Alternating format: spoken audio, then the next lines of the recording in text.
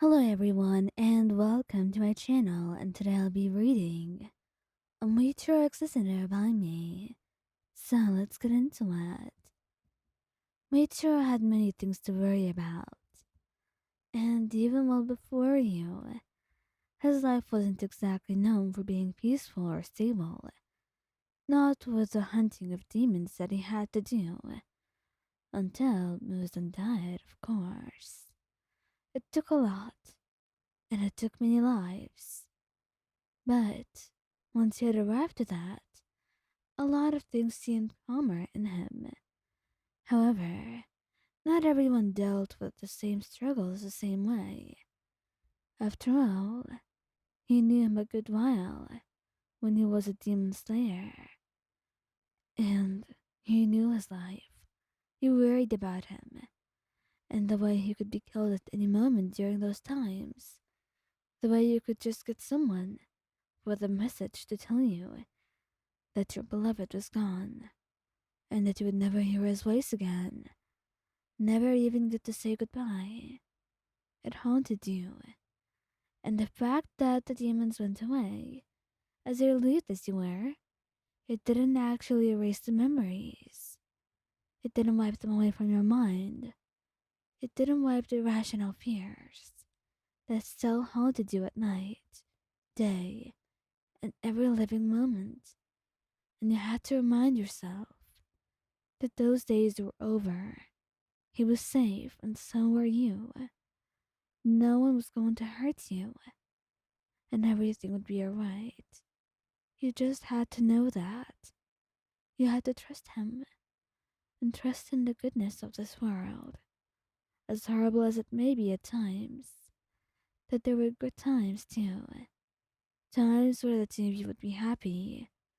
Times where justice would prevail, and you would get the right ending that you had been hoping for. You would get to be happy, safe, have a home and a family and love, and everything the two of you have ever dreamed of.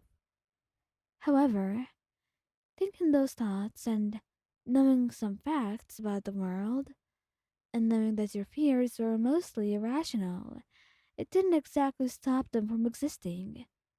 It doesn't stop anything. Not the thoughts, not the fears, and definitely not your panic attacks. They are frequent, and though they have lessened as of late, that didn't mean that things have vastly improved. You still had a lot of panic attacks, and it was a lot to deal with. Sometimes you worried about Muichiro, because if you were having panic attacks this bad, then what could he possibly be going through? What is he hiding from you? To seem so strong, to seem like the pillar that he is, a pillar of strength and love, someone you could rely on, someone you could trust. Would you ever be able to do the same for him? Had the situation actually allowed for it? You had no idea, and it scared you that all of this could be a mask. Something that he's been making up to hide what he's going through, to make himself seem stronger than he really is, to drive away the worries from your head, or at least try to, as much as you could. You hoped that was not the case, but right now, you felt your breath quicken, and you knew you were in for another panic attack. After all, he's been late. It was past midnight, and he had yet to come home, and you were already starting to panic about the possibilities of what might have happened, until you heard the slam of the door. You more felt it than heard it, really. The vibration of the slam getting through to you more than the sound itself, because it seemed like your brain was blocking out all the noise and all the sensations. And when you focused on it, you saw that someone was already standing before you. Muichiro, in his old boots, torn a little bit from how adventurous he seemed to get. and he looked at you with concern in his eyes. Are you alright, dear? He asked, and you shook your head hesitantly. And then he moved slowly, getting down to his knees, and opened his arms, ever so slow and ever so gentle, patient, knowing you needed your time, and that any sudden movement could make you panic even more. Your eyes settled on him for a moment or two, trying to make sure that he was okay, not hurt. And slowly, all the thoughts in your head and all the irrational fears went right back to where they came from and completely disappeared as he took you in his arms, stroking your back gently. He knew about this. He knew how rough things had been for you.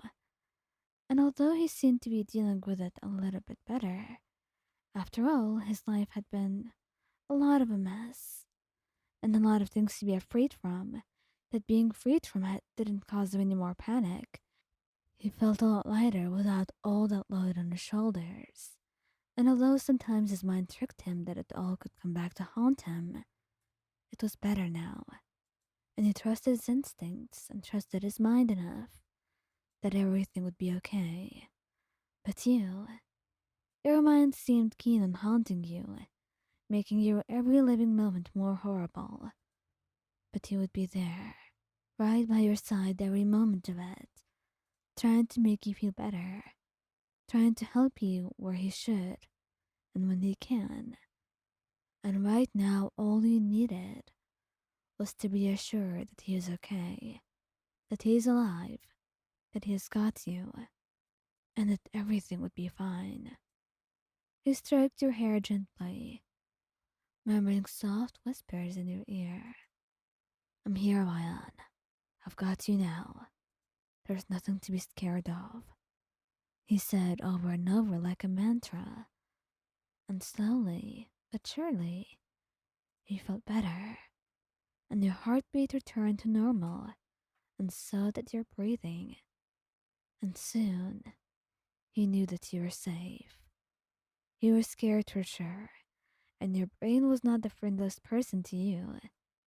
But Muichiro was there, and he knew for as long as he was there by your side, everything would be okay.